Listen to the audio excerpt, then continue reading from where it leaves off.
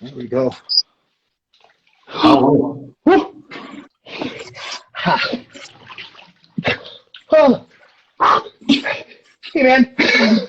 it doesn't really get any easier, does it? No, it doesn't get easier. What's up, Sean? What's up, Hey, everyone. Coach Wolverine, Coach Claudia, for another episode of A Conversation Over Drinks. I just realized I forgot my drink in the kitchen, and I'm already wet, so I'm not getting it. So I won't be not a shot, not a chance. I'll post one later. I gotta sell that thing. I want to show you. Okay. All right. Well, I haven't backed into the water completely yet, so we're just gonna let that happen. But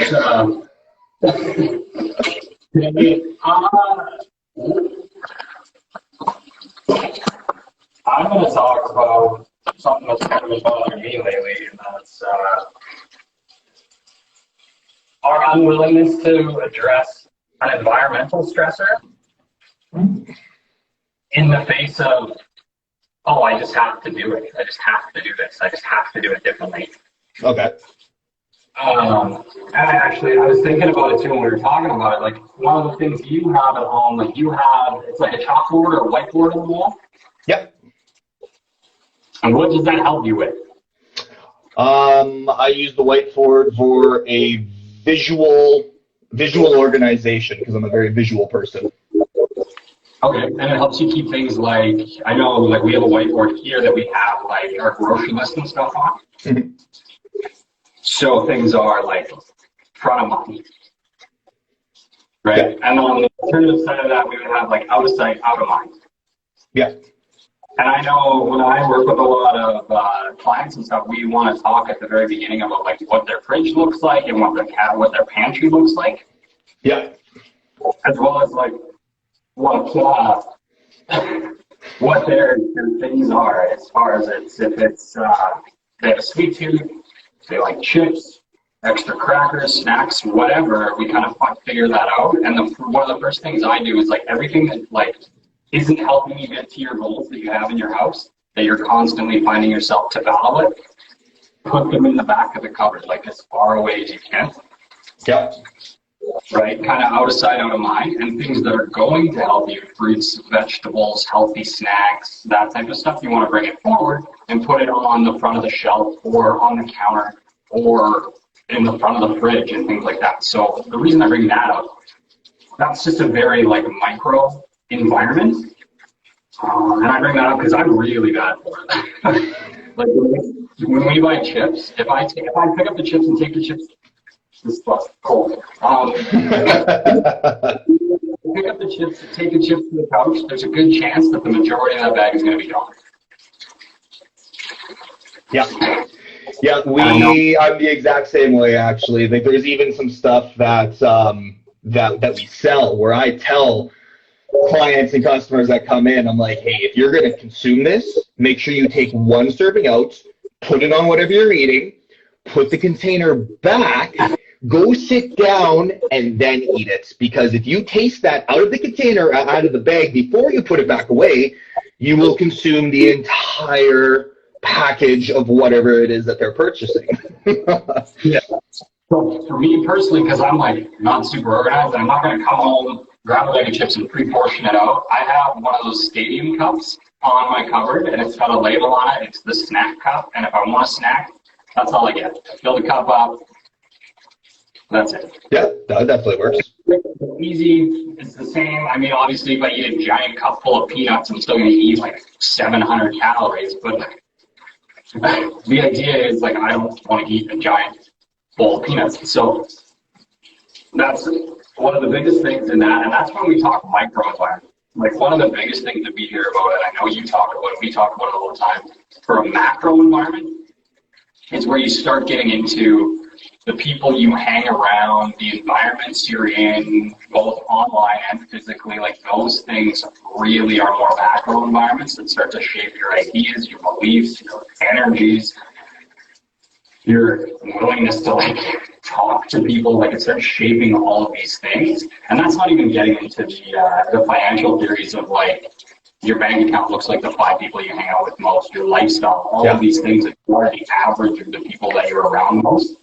And without even getting into that, because that's more big environment, we can spend all day talking about that, is like the micro environment stuff people want to overlook because they're like, oh, I can say no. Oh, I can say no to this bag of chips. I can say no to this. I can say no to that. But like, you have a bad day, you come home, you've wasted all your doughs, and you go grab a bag of chips, and you're like, this is great, and you end up crushing a whole bag. If that's not at your house, there's like way less chance it's gonna happen. Or like, I keep snacks in my car. One of the things when I started kind of really diving into basically getting my shit together because I was way too far on the other side, I used to, on my way home after a day at work I really didn't like, I would stop at Dairy Queen and I get like 2 snack wraps and a double burger. Like, that's insane. That's silly. So I keep a protein bar or like trail mix in my car. You feel yourself really hungry on the way home, crush a handful of that. And by the time you get home, like, you've had enough to kind of curb that initial, like, I just want to eat something I like, and then you can make something a little healthier. And that's just one of those things, like, when I'm talking about environment, it's like, instead of trying to like reshape who you are, I like sweets and I like chips. I get that. So, I do. For me, like, instead of, oh, I'm just not going to eat sweets and chips, it's like, I'm going to limit the amount I eat. I'm going to put in work so I can eat them. And like, I don't need to change who I am on a fundamental level. I just need to have a better understanding of providing myself with solutions so that I don't go too far, so I don't get back to a place where I was. And the place where I was extremely uncomfortable. Right. Almost as uncomfortable in the shower, if not worse. Yeah. So here's an interesting flip that I actually want to comment on this for the out of sight, out of mind. It can also have a negative connotation on it as well. So when we look at out of sight, out of mind from a psychological standpoint, one of the biggest common practices that I see is oh, this triggers me. I'm going to bury it so it's not in my mind and just hope that this goes away eventually. Out of the foreconscious, we just bury it, oppress it, whatever the adjective that you want to color it with is, so that could be a negative connotation or a negative twist on that out of sight, out of mind. And that, I think, is why the biggest thing is we need to always reflect on these things that we're doing and come back with, is moving this out of the way helping me get closer to where I want to be? Absolutely. Is putting this in the forefront helping me get to where I want to be? And that extra piece, that like the directional, the goal, the purpose, the journey, the whatever piece you want to call that, allows us to find solutions to deal with trauma, like you're discussing, right? Trauma and triggers, find solutions, like really ask yourself, like, why did I let that bother me so much? Is it something that I can deal with so it doesn't happen in the future? Or like that, I think is kind of the crucial piece. And I know for me, like I was always like, at the entirety of me and my like journey, I guess, me ballooning and gaining all the weight, at no point did I really like stop working out. There was maybe like a 3 or 4 month window where I was kind of trying to half-ass it at home for the first time I left the gym. But I was always working out, but I was going backwards in regards to the results, right? So without that true direction, you didn't have that additional motivation, essentially. So like, I want that, but I want that more, so let's go this way. So during that process of that transition in your life where you realized that there was a change that needed to be made, did you ever just sit down and ask yourself why you were doing the things that you did? What your intention was moving through your daily tasks? In a sense, I was over-justifying what I was doing, if that makes sense. Like that is absolutely. Kind of I went to the gym today, so I can have a couple of wraps on the way home. You know, I probably could have had a couple of wraps, but I didn't need the double burger on top of the wrap, and then maybe go to a movie later and have popcorn. Like, it just, there was no actual reflection in how things were going. it's that vicious cycle of I train because I eat and I eat because I train. Right. And like for myself, and I know for you, right, at one point the goal was to eat as much as possible, to get as big as possible, to move as much weight as possible. Yep. Mine was never to get as big as possible, but there was a large portion of my life where I was playing enough sports and doing enough intense workouts that like an extra 500-600 calories here and there didn't matter. Mm-hmm. But it got to a point where that stopped being in balance, and I just didn't take the time to reflect on it. Okay, so you said an interesting word there. Balance. And I hate the word balance. You hate the word balance. What's that? Because, like, the way it works is, I kind of said it earlier, like, when you want something bad enough, or, like, the other way I like to put it is, like, you can have everything you want, you just can't have it all at once. Mm-hmm. So to me, when you go too deep into like balance, then you are still trying to get everything you want at once. Right. Right. So there has to be give and take, and there has to be these things, but there has to be a performance value is like the metric that I use, or like a direction or a goal, and that is at the center. And you balance according to that, but that doesn't necessarily mean like balancing everything. So what if we were to look at balance as not like a teeter-totter, but balance as in a ratio statement as, you know, potentially the 80-20 rule? Right, something like that.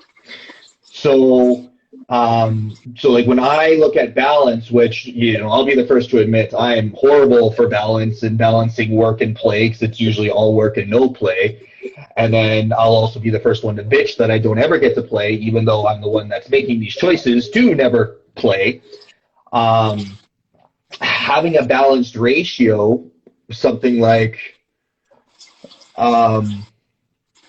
you know that you got to put in 80% of maximum effort of whatever it is that your goal is doing, but you allow yourself 20% of the leeway, right? Just to make yourself not go crazy. Say you are dieting down, you have a weight goal, or you know, you have a deadline with work or business or something like that, right? To just help mitigate burnout or help mitigate the, well, fuck everything, I'm not getting where I want to go anyways, I might as well just give up the fitness, health, and lifestyle.